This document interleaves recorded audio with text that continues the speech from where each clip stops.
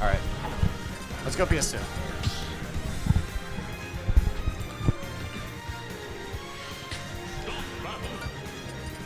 Aren't you supposed to be fair too? You're right. Good catch.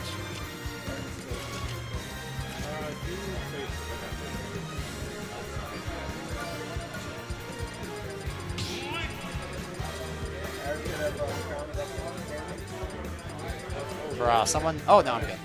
Okay. Alright, good luck.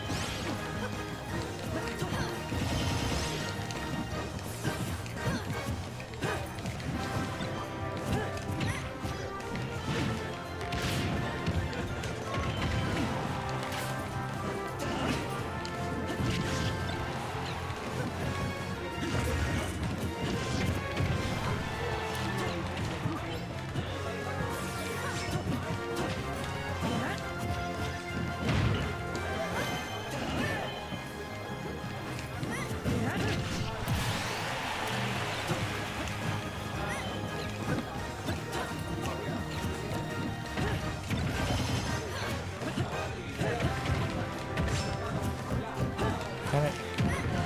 That was supposed to be a trap. Yeah, that makes sense.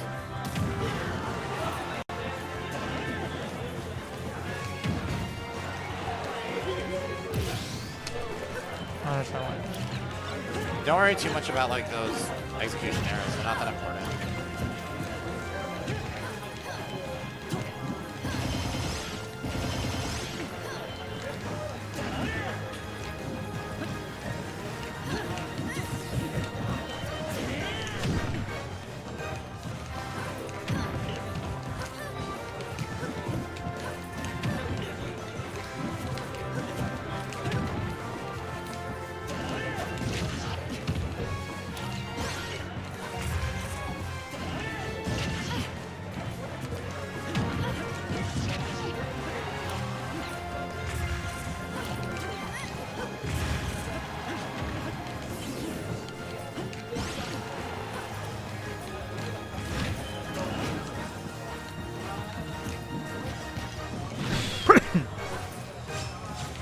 But I didn't even have a bomb in my hand.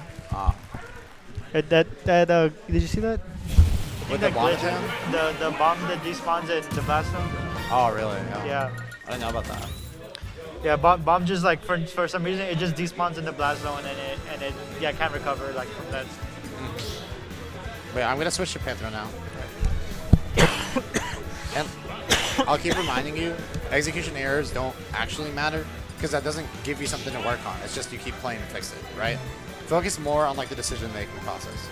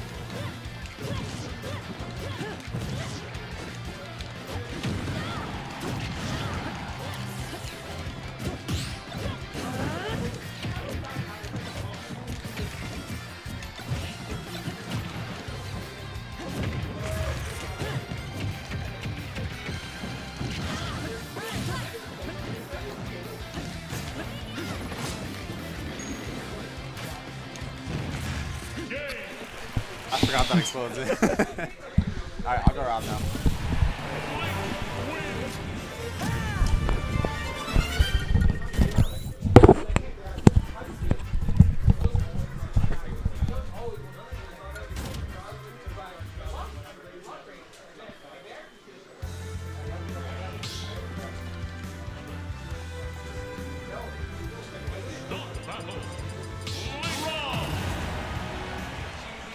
You're playing pretty well right now, don't worry too much.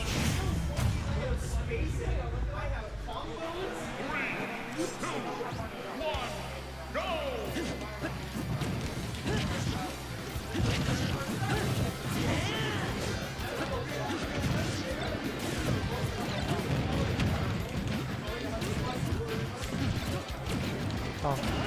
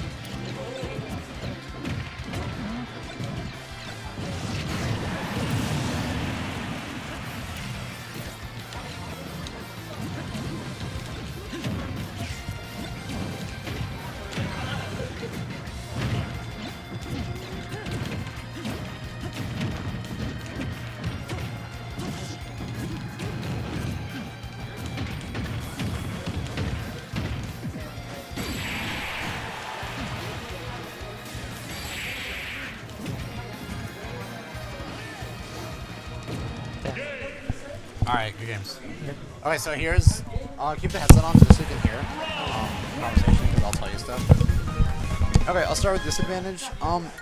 Honestly, a lot better than before.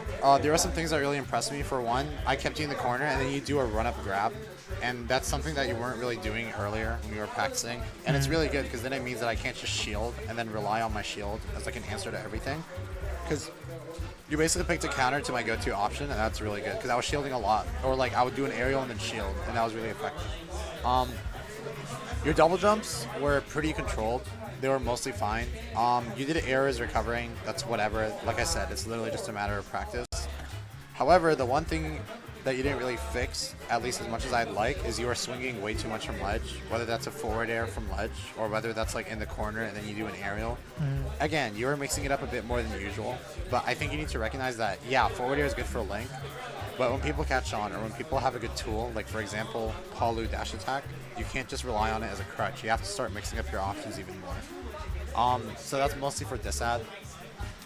Neutral, it's mostly the same stuff. You go for too many up Bs, you need to make sure that you hit them. I guess it's, again, it's okay when you miss every now and then. I just feel like some of them are panic ones. I'm sure you can recall some of them. Like, I'd go under you, and then you do it when you're above me, and it's like, it's not going to hit me, but it's like a reflex. And like I said, I do that a lot with my up smash, where someone's like halfway across stage, and then I just hit it. It's hard to break. You just have to literally keep reminding yourself, why did I do that?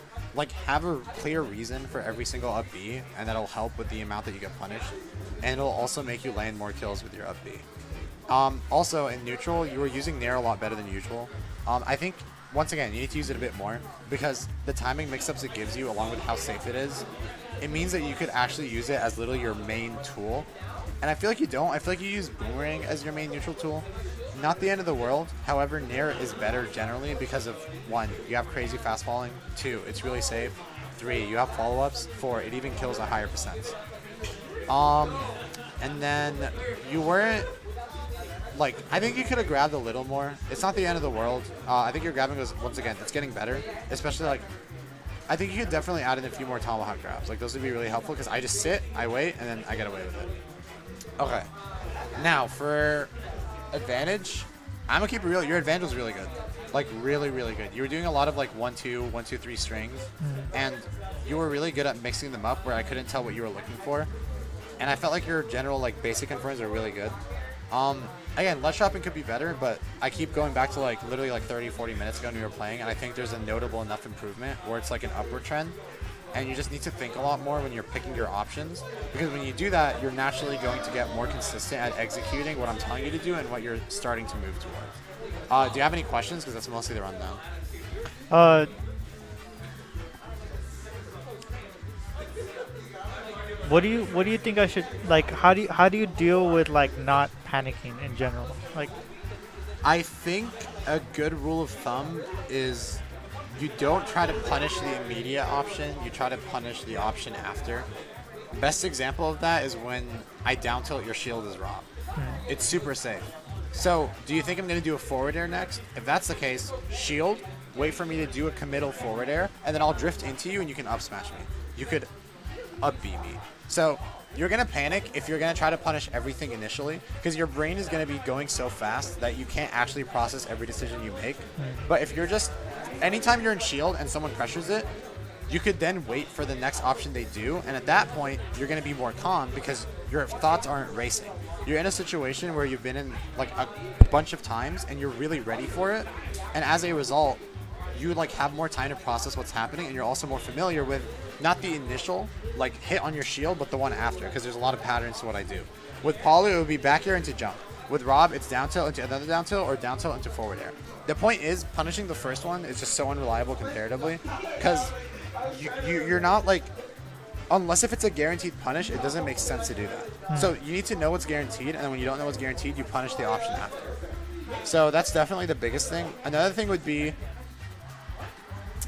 not trying to punish my immediate option. Like that works, but I think what could help a lot is waiting for me to pick a bad option and then calling that out. So the distinction between the two is like, one of them you're kind of like reacting to my next option. The other one is you're not taking any risks in like a scramble situation until I do something that's really bad. For example, if you're fighting someone that spot dodges a lot, you wouldn't punish the option after they pressure your shield. You would wait for that, and then you'd also wait for a spot dodge, which is the one thing that they do a lot, and you'd punish that specific habit. So it's about having a list of what you prioritize, and then understanding what your approach is to sealing out stocks and sealing out the game, because you can't just always go off of like, oh, I think this can punish it. You should be a lot more ready than that, especially when you don't know for sure if you can punish something without B.